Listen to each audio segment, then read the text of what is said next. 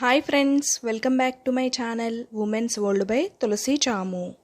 ఈరోజు చికెన్ ఆవకాయని ఎలా ప్రిపేర్ చేసుకోవాలో ఈ వీడియోలో చూద్దాం. చికెన్ పచ్చడికి కావాల్సిన ఇంగ్రీడియంట్స్ చూద్దాం.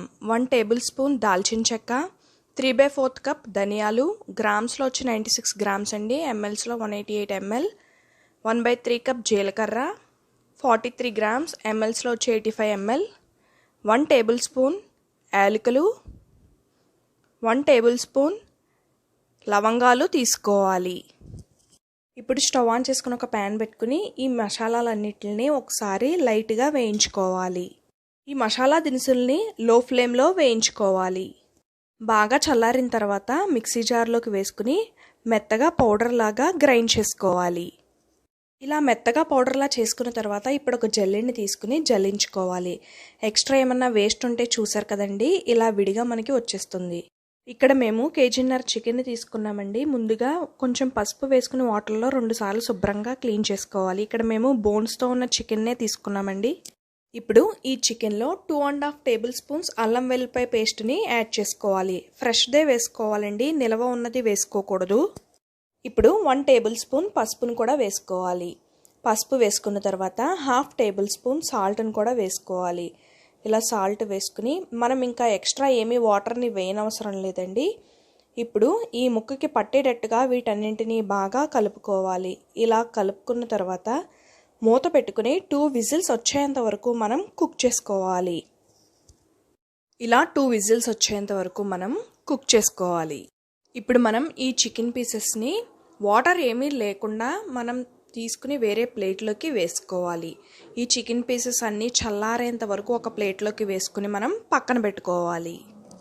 ఇప్పుడు స్టవ్ ఆన్ చేసుకుని ఒక కడాయి పెట్టుకుని 1/2 kg వేరుశనగ నూనెని వేసుకోండి.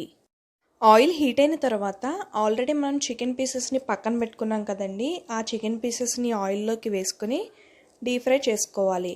2 సైడ్స్ ఇలా తిప్పుతూ మనం గోల్డెన్ బ్రౌన్ కలర్ వచ్చేంత వరకు డీప్ ఫ్రై చేసుకోవాలి. చూసారు కదండి, ఇలా గోల్డెన్ బ్రౌన్ కలర్ వచ్చేంత వరకు మనం ఈ చికెన్ పీసెస్ని డీప్ ఫ్రై చేసుకోవాలి. ఇప్పుడు వేరే ప్లేట్లోకి తీసుకుందాం. ఇలానే మిగతా పీసెస్ని కూడా డీప్ ఫ్రై చేసుకుని పక్కన పెట్టుకోవాలి. ఇప్పుడు ఒక వెడల్పాటి బౌల్ని తీసుకుని 2 సార్లు కారం వేసుకోండి. ఇక్కడ మేము 1 సాలు ఫుల్గా తీసుకున్నాము, 1 సాలడ్ కొంచెం తక్కువగా తీసుకున్నామండి. మీరు కారం ఎక్కువగా తినేటైతే 2 సార్లు ఫుల్గా కారం తీసుకోండి. కారం వేసుకున్న తర్వాత 1/2 సాలడ్ సాల్ట్ వేసుకోండి. సాల్ట్ వేసుకున్న తర్వాత మనం ఆల్రెడీ గ్రైండ్ చేసి పెట్టుకున్న మసాలా పౌడర్ని కూడా వేసుకోవాలి. మసాలా పౌడర్ని వేసుకున్న తర్వాత మనం ముందుగానే ఒక పెద్ద 2 వెల్లుల్లిపాయలని ఎండలో ఎండబెట్టుకోవాలి. ఫస్ట్ వెల్లుల్లిపాయలకి ఆయిల్ అప్లై చేసుకుని ఎండలో పెట్టుకుని తర్వాత స్కిన్ తీసుకోవాలి. ఇప్పుడు ఈ వెల్లుల్లిపాయలని కూడా వేసేసుకుని మొత్తం అన్నీ ఒకసారి కలిసేట్టుగా కలుపుకోవాలి. ఇలా మొత్తం అన్ని కలిసేట్టుగా కలుపుకున్న తర్వాత ఆల్రెడీ మనం చికెన్ పీసెస్ని డీప్ ఫ్రై చేసుకున్నాం కదండి, ఆ చికెన్ పీసెస్ని ఈ కారంలోకి వేసేసుకోవాలి. ఇలా చికెన్ పీసెస్ని అన్ని కారంలోకి వేసుకుని ఒకసారి మొత్తం అంతా కలుపుకోవాలి. ఇప్పుడు ఒక వేరే కంటైనర్ని తీసుకుని మనం డీప్ ఫ్రై చేసుకున్న ఆయిల్ ఉంది కదండి, ఒక 2 గరిటెలు ఈ కంటైనర్లోకి వేసుకోవాలి. ఇలా ఒక 2 గరిటెలు ఆయిల్ వేసుకున్న తర్వాత కారంలో కలిపిన చికెన్ పీసెస్ ఉన్నాయి కదండి, ఇప్పుడు ఈ కారంలో కలిపిన చికెన్ పీసెస్ని ఈ ఆయిల్ పైన వేసుకోవాలి. ఇలా మొత్తం అంతా వేసుకున్న తర్వాత మనం డీప్ ఫ్రై చేసుకున్న మిగిలిన ఆయిల్ ఉంది కదా, ఆ ఆయిల్ని కూడా వేసేసుకోవాలి. అలానే ఎక్స్ట్రా ఇంకొక 1/2 kg వేరుశనగ నూనె కూడా వేసుకోవాలండి. మొత్తం ఈ చికెన్ పచ్చడికి 1 kg వేరుశనగ నూనె పడుతుంది. ఇలా వేరుశనగ నూనె వేసుకున్న తర్వాత ఇప్పుడు పైనుంచి కింద వరకు ఒకసారి కలుపుకోవాలి. ముక్క అంతటికి ఆయిల్ వెళ్ళాలి కదండి, అందుకని ఒకసారి మొత్తం అంతా కలుపుకుని పక్కన పెట్టుకోవాలి. ఇలా కలుపుకుని ఒక నైట్ అంతా మనం పక్కన పెట్టుకోవాలి.